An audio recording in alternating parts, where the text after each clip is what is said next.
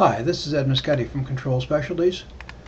We're going to take a few minutes and give you some ideas on how to eliminate water in your compressed air, which can lead to all kinds of serious problems in your compressed air system. Typically, to drain condensate and oil and trash which accumulates in the system, you have four basic choices. One would be just simply using a manual ball valve, which is a very ineffective way to do it and will waste a lot of air. The second option is to use timer drains, and I would really propose to you that it's almost impossible to set the timer drain to whatever interval is going to be really suitable to blow the water off without wasting air. We find in almost all cases that timer drains blow an enormous amount of air. The third choice would be to use some sort of mechanical trap, such as an inverted bucket trap or a float trap.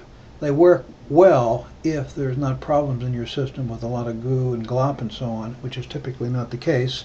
And of course, the last solution, the one that we want to talk a bit with you about, is a product called Drainol, which is built specifically for this application. Drainol is really just simply a float-operated trap. The float itself has got a set of magnets in it, so when the float is in the down position, the air supply to a cylinder valve, which opens and closes a full-size 1-inch ball valve, is closed.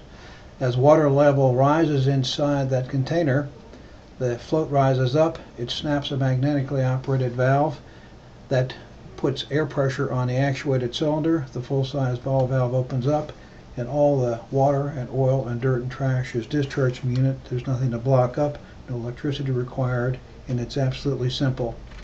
Installation of the unit is again very straightforward. No electricity is required. You just simply take a 1-inch drain line from the point that you want to actually eliminate the condensate and other materials from. Include it with the Drainol as a set of plastic tubing along with T's and the required valves, and you just simply tie that into some auxiliary connection on your equipment you want to drain. Typically we look for a pressure gauge connection, or any 1/4 or 1/2 inch NPT connection is all you really need. The unit is designed to sit right on the floor. It's rugged and really doesn't require any special mounting. And then you take a line and run it from the 1-inch ball valve discharge and run it to your drain or to your oil water air separator. If we take a look at a typical compressed air system, we start from the beginning. We wind up after we've gone through the aftercooler and the separator into an air receiver.